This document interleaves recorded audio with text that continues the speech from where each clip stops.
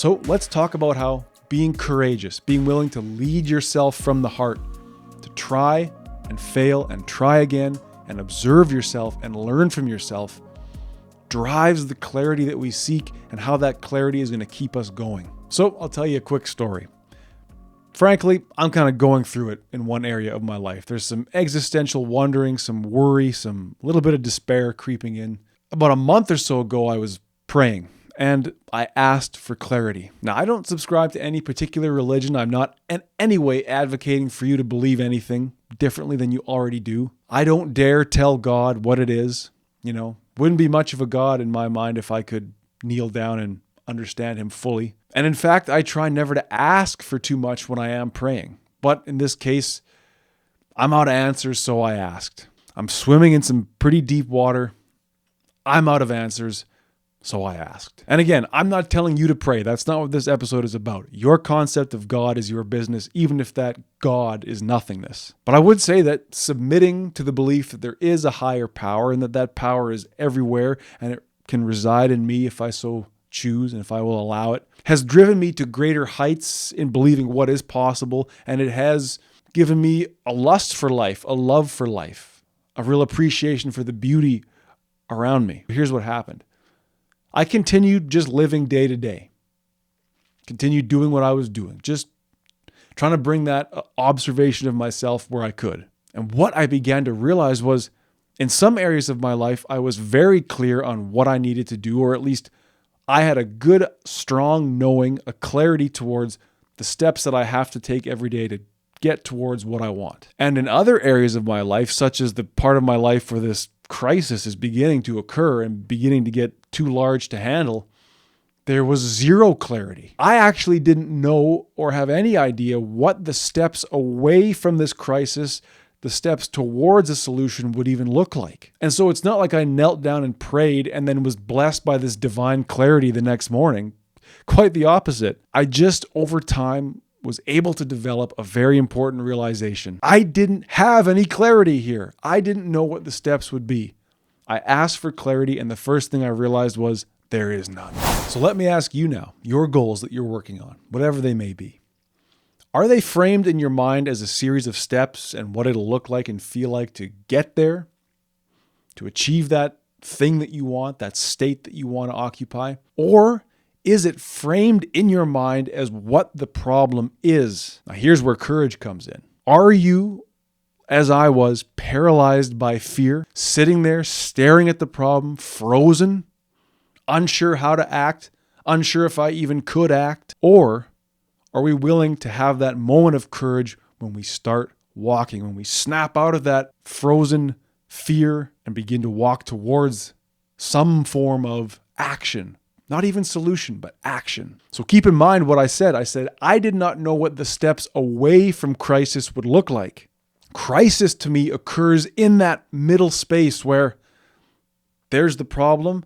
I'm here staring at it frozen and it's coming towards me. That's the crisis. We're not acting. I believe, in fact, you could say that when it comes to these sort of personal crises, beginning to act is our first step out of crisis, and in fact, begins to mitigate the crisis into a form of problem solving or crisis management, whatever you want to call it.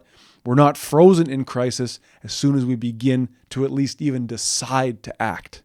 To walk away from crisis, it's not running away from crisis. We're in fact running through that middle space, that empty, frozen, negative place of crisis. That's courage, to begin to move through that space into the place of action. And clarity begins to develop for us when we start to walk towards the solution, walk towards the steps for making a difference. Clarity begins to develop when we act to solve our problem. And maybe now you're saying, well, yeah, great, but the problem remains unsolved and you just told us that you asked for clarity and realized you had none. But realize this, you just have to resolve to do something about it. You just have to decide that you are going to act. When you actually admit that the problem exists, now you can begin to do something about it. You've snapped out of that fear. You've acknowledged what is in fact in front of you. Clarity is now beginning. An idea of what it might take is beginning to develop for you when you resolve to do something about it. The first step is not really anything beyond admitting, acknowledging, awareness, and a resolve or a decision to do something about it. And there's your courage. There's your courage.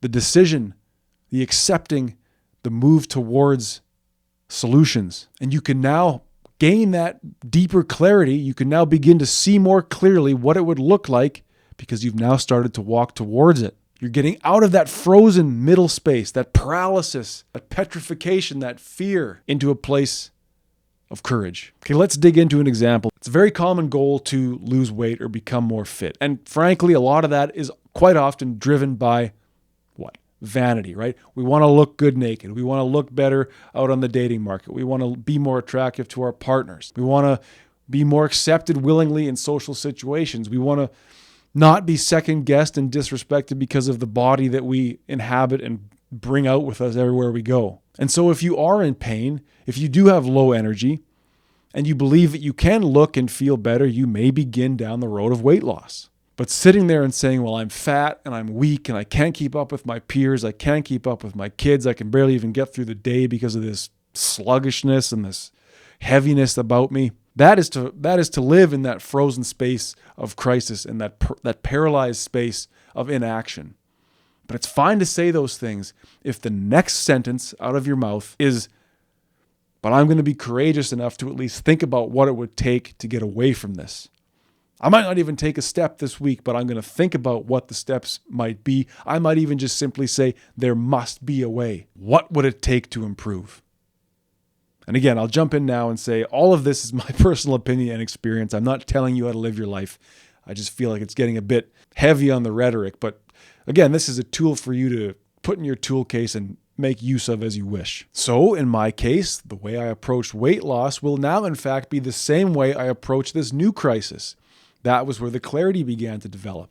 And this thing that I'm working on, let's say it's like a social issue, right? It has to do with my social life. Nevertheless, the clarity that I desired came the same way as the clarity I developed in my weight loss project, by having the courage to look at the problem and to go to it and to start working. When I realized there was no clarity, the same realization was that I wasn't doing anything about the problem. So no wonder there's no clarity. It's way over there. I can barely see it.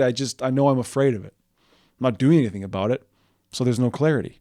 There's no knowing of what I ought to do. So let me offer this to you then. You have these goals, you have these desires and dreams and a belief that you could be more authentic, that you could be more yourself, that you could be better to yourself. The clarity to take the steps, exactly the what to do, the how to do it, it comes from courage. And you've already shown a good amount of courage by resolving to continue this improvement, to take on this task of bettering yourself and being there for other people. You've shown a great amount of courage by declaring that you will start.